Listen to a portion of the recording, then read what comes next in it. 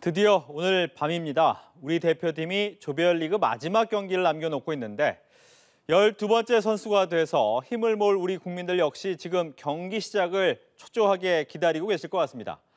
아쉽지만 이번에도 경우의 수를 따져볼 수밖에 없는 상황인데요. 모두가 바라는 16강 진출은 가능할까요? 김대길 축구 해설위원과 전망해 보겠습니다. 안녕하십니까? 네, 안녕하세요.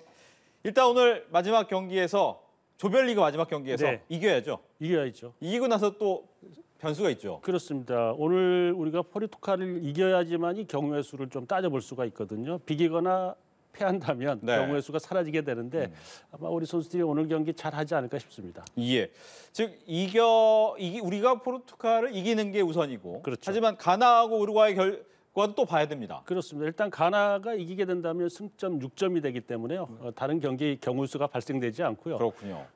무승부가 된다면 이제 우리가 득실차를 이 포르투갈을 2점 차 이상으로 좀 이겨야 되는 상황이 되고 좀 더 어렵습니다.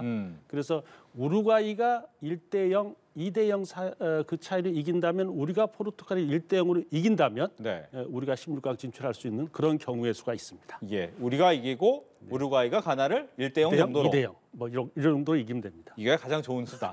그러게요. 근데 네. 제가 월드컵이 시작되기 전에 우루과이가 우리 조에서 침몰할 거라고 예측을 했었거든요. 네. 근데 그 예측이 틀려야 됩니다, 오늘은. 그래서 우루과이가 1대0, 2대0 정도로 이기고 우리가 포르투갈이 이겨야지만이 예. 가장 좋은 시나리오로 우리가 16강에 진출할 가능성이 있습니다. 말씀하신 것처럼 뭐 승패 그리고 무승부, 골득실까지 있는데 만약 골득실까지 갔다. 그렇게 되면 어떻게 됩니까? 그래서 이제 가나가 무승부를 하거나 가나가 이제 많은 점수로 이 우루과이에 동률이 된다면 지금 네. 다득점 문제가 있습니다. 아하. 그러니까 득실, 다득점, 그다음에 페어플레이.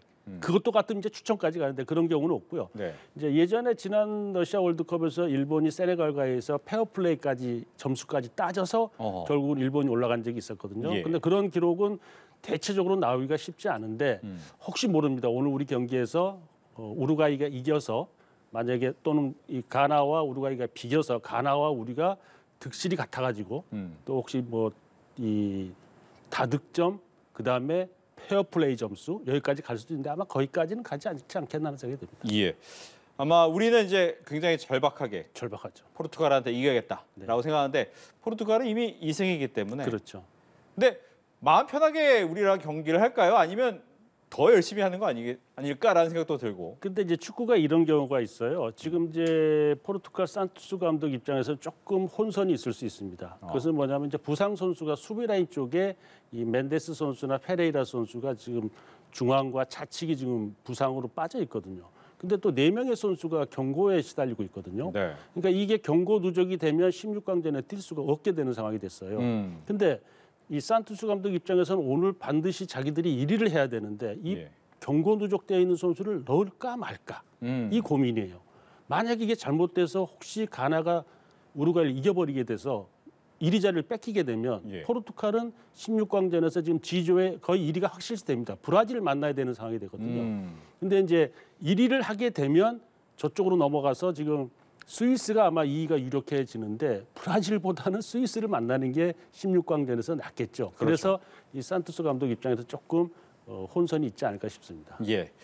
아마 이제 많은 분들이 지난 월드컵에서 독일한테 이겼던 모습을 기억하면서 그런 모습을 좀 한번 보여주길 기대하실 것 같아요. 그렇죠. 많은 국민들께서는 그게 아주 강하게 인상이 남았잖아요. 그러니까 독일이 이번에 이제 세대 교체 실패하면서 결국은 조별 탈락을 하고 말았습니다만 이제 그 당시만 하더라도 독일이 뭐 우리에게 2골로 질 거라는 생각도 안 했거든요. 근데 축구라는 것은 어떠한 상황이 발생될지 모르기 때문에 우리 팬들께서나 국민들께서는 포르투갈을 2대0으로 한번 좀 이겨보자 독일전처럼 지난 4년 전에 그러면 확실히 이 16강에 갈 가능성이 확률이 확 높아집니다. 알겠습니다. 계속해서 이야기를 나눠보겠습니다. 김대길 축구 해설위원과 이야기를 나누고 있었는데 앞서 이제 그 걱정은 좀 있어요. 김민재 선수의 부상. 근데 손흥민 선수 같은 경우에는 솔직히 아픈데도 불구하고 정말 열심히 뛰는 거잖아요. 이 부담감이 있을 것 같아요. 또 내가 슛을 넣어야 되는데라는 걱정 어떻습니까? 일단 이제 팬들 입장에서는 이제 김민재 선수가 선발 나오느냐 안 나오느냐 이게 가장 큰 관심사가 될 것 같아요. 네. 근데 제가 봤을 때는 김민재 선수 하석주 감독이 예측했던 대로 나올 것 같아요. 다소 이제 아프더라도 이 경기의 중요성을 알고 있기 때문에 그다음에 또 이제 골절 상황이 아니기 때문에 근육 통증 같은 경우는 어지간하면 나올 수 있거든요. 네. 그리고 또 하나는 이제 손흥민 선수에 대한 기대치거든요. 그렇죠. 두 경기 치르는 동안 손흥민 선수 정말 이 본인의 최선을 다했습니다. 그 부상을 안고도요. 네. 근데 아마 이제 지금쯤이면 손흥민 선수가 폼이 많이 좋아졌을 걸로 보여져요. 아하. 분명히 오늘 경기에서는 손흥민 선수의 발끝에서 좀 불을 뿜지 않을까 그렇게 생각해 봅니다. 예.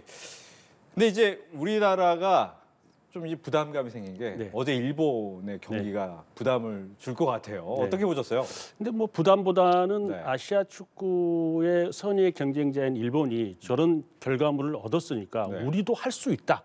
그러니까 좀 이런- 특이했어요. 그렇죠. 점유율이 높지 않았잖아요. 그렇죠. 그러니까 82%대 18%의 점유율이었거든요. 이거는 제가 봤을 때는 이 결과를 좋게 가져간다는 것은 그렇게 쉬운 건 아니었습니다만 이 모리아스 하지메 감독이 4년, 그러니까 우리 벤투 감독과 대표팀을 맡은 시기가 거의 비슷합니다. 네. 4년 동안 이끌면서 일본 축구에다가 이 패싱 게임에 대한 또 빌드업 축구에 대한 이런 거에다가 실리 축구를 하나 더 얹었어요. 이게 모리아스 감독 자체의 축구 성향이 그렇거든요. 예. 근데 이번 이 월드컵에서 독일과 스페인을 잡는 대이변을 일으켰는데 사실 제가 봤을 때는 뭐 큰 이변 같지도 않아요. 그만큼 일본의 축구가 많이 성장돼 있었다. 네. 이렇게 보시는 게 나을 것 같습니다. 하지만 이제 또 이변 중에 이변이라고 한다면 세계 넘버 2 벨기에가 떨어졌거나 네. 아니면 독일 같은 경우에는 2년 2번 연속 이제 월드컵에서 떨어졌다. 이런 건 좀 이변을 봐야겠죠. 그렇죠.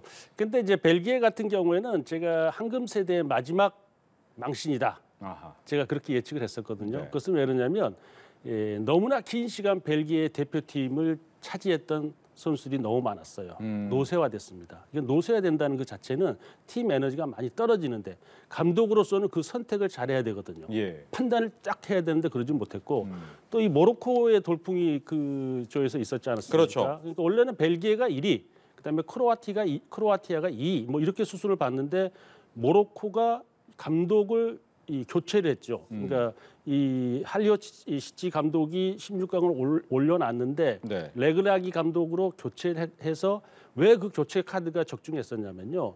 사실 할리오시치 감독이 지금 모로코에서 제일 잘 나가는 지혜의 선수랄지 지금 왼쪽 측면에 있는 마즈라이 선수랄지 이런 선수들을 안 썼어요. 어허. 그래서 이제 모로코 축구협회에서 감독을 교체했는데 그 감독이 그 선수를 다 영입해서 썼거든요. 그런데 엄청난 에너지를 뿜어내고 있습니다. 그래서 이번에 이 모로코가 세네갈과 함께 지금 이 아프리카의 돌풍을 좀 일으킬 가능성이 상당히 높아졌다. 네. 그리고 이번 이제 월드컵에서 보면요, 유럽에 좀 약세를 보이고 있어요. 예상이 외였어요. 그렇습니다. 네. 예, 그리고 지금 아시아와 지금 아프리카가 지금 강세를 보이는 이런 상황으로 지금 현재까지는 진행되고 있다 이렇게 보시면 될 것 같습니다. 그러니까 유럽의 약세 얘기하니까 궁금한 게 유럽은 한창 리그가 진행 그렇죠. 중이기 때문에 몸 상태가 굉장히 좋을 것이다. 그렇습니다. 근데 왜 졌을까요? 그래서 이제 처음 열리는 중동 국가에서고 겨울에 열리는 이 월드컵, 그다음에 시즌 중에 오기 때문에 유럽 리그에서 뛰는 선수들이 상당히 잘할 거라 했는데 예상이 빗나갔어요. 그것은 이제 이럴 것 같아요. 아시아나 아프리카 국가들이 이제는 이 축구 전술의 흐름에 대해서 빠르게 정보를 캐치하고 그 전술에 대응할 수 있고 또 많은 선수들이 유럽 리그에서 뛰는 경우가 특히 일본도 그렇고 우리도 그러지 않습니까? 네. 아프리카 선수들도 대체적으로 다 유럽 리그에 나가서 뛰고 있거든요. 이러한 것들이 절대적이었던 유럽 축구의 어떤 전술적인 변화나 이런 것들에 빨리 적응했고 그리고 이번 월드컵은요, 이 전술적 특징의 어떤 이 패러다임이 바뀐 게 특별히 눈에 띄질 않습니다. 네. 이제 이런 것들이 유럽 축구 팀들이 지금 현재 좀 약세를 보이고 있지 않겠나. 그러니까 빨리 추격해 온 거죠. 예. 예, 그래서 이제는 절대 강자가 없다. 이렇게 보시면 될 것 같습니다. 그렇다면 지금까지 뭐 아직 한 2장 정도 남아 있는데 티켓이 16강에 올라온 진출팀 중에서 이 팀이 아마 결승전에서 볼 것 같다라고 하는 팀이 있습니까? 제가 봤을 때는 이제 스페인이 일본에게 패했습니다만 네. 브라질을 피해서 저쪽으로 넘어갔거든요. 그러면 거기서 이렇게 해서 스페인과 어떻게 보면 브라질과의 마지막 결승전이 될 가능성이 높아졌다. 그러니까 스페인이 일본한테 패한 것 자체가 충격이긴 했습니다만 네. 오히려 2위로 저쪽으로 넘어간 게 스페인에게는 좀 약이 될 가능성도 없지 않아 있다. 예. 이렇게 보여집니다. 혹시 아르헨티나의 메시가 마지막 불꽃을 근데 이제 브라질과 또 4강전쯤에서 만나야 되거든요. 네. 그래서 거기서 지금 전력적으로 본다면 아르헨티나도 대단히 좋습니다. 하지만 남미 지역 예선에서 브라질이 1위였거든요. 네. 그리고 전체적으로 지금 네이마르 선수가 없는 브라질이긴 합니다만 이제 아마 토너먼트 정도 하면 들어올 거예요. 예. 제가 봤을 때는 훨씬 전력적으로 봤을 때 객관적인 전력으로 봤을 땐 브라질이 나은데 네. 또 축구라는 것은 전력이 앞섰다고 반드시 이기는 건 아니지 않습니까? 그러니까 확률 게임인데 브라질이 그래도 조금 더 전력적으로 낫다 뭐 이렇게 보는 거죠. 예. 이제 한 3시간, 아니 5시간 정도 남았군요. 5시간 정도가 채 안 남았는데 이 포르투갈전에서 이제 벤투 감독 본인은 퇴장돼서 나오지 못하지만 네. 쓸 수 있는 카드를 다 쓰겠다. 그렇죠. 혹시 그 카드에 이강인 선수가 포함됐을까요? 있죠. 그러니까 제가 봤을 때는 이제 이런 그 선발 라인업을 꾸릴 가능성이 있을 것 같아요. 네. 그러니까 손흥민 선수는 어쨌든 선발 라인으로 들어올 것 같고요. 그다음에 이제 황희찬 선수가 들어올 것 같아요. 아하. 이제 그다음에- 햄스트링이 좀 괜찮습니까? 네, 괜찮고 지금 네. 어제 스프린트하고 모든 훈련 내용을 소화했으니까 들어올 것 같거든요. 그다음에 지금 이강인 선수와 조규성 공격 라인업이 카운터를 때리기 용이하고 상대 중앙 수비를 괴롭히고 그래서 제가 봤을 때는 이강인 선수를 이제 교체 출장하고 이재성 선수를 넣을 수도 있겠습니다만 네. 이강인 선수 발끝에서 조규성 선수나 손흥민 선수의 카운터를 용이하게 때릴 수 있는 날카로운 왼발 킥이 나올 수 있게끔 예. 선발 출장시키지 않겠나 이렇게 보여집니다. 네. 끝으로 이번 포르투갈전에서 이기기 위해서 우리 팀은 어떻게 괴롭혀야 됩니까? 일단 이 상대의 약점은 분명히 수비 라인에서 변화가 많이 생길 걸로 예상되어지기 때문에요. 네. 우리가 철저하게 카운터를 때릴 수 있는 것을 생각을 해야 될 거고요. 또 지금 벤투 감독이 그동안 4년 동안 준비했던 빌드업 축구와 볼의 점유율 축구에 대한 욕심을 조금 내려놔야 될 것 같아요. 그러니까 일본이 스페인을 잡았듯이 그 정도는 뭐 많이 떨어지는 볼 점유율에서는 안 되겠습니다만 대체적으로 수비를 안정시키고 전반전을 잘 버티고 후반전에 승부를 걸어서 카운터를 때려서 승부를 마무리 짓는 그리고 전반전에 혹 우리가 먼저 실점할 수도 있거든요. 네. 당황하지 말고 후반전까지 기다려서 끝까지 침착하게 기다려서 후반전에 승부를 내는 이런 것이 좀 필요하지 않을까 싶습니다. 알겠습니다.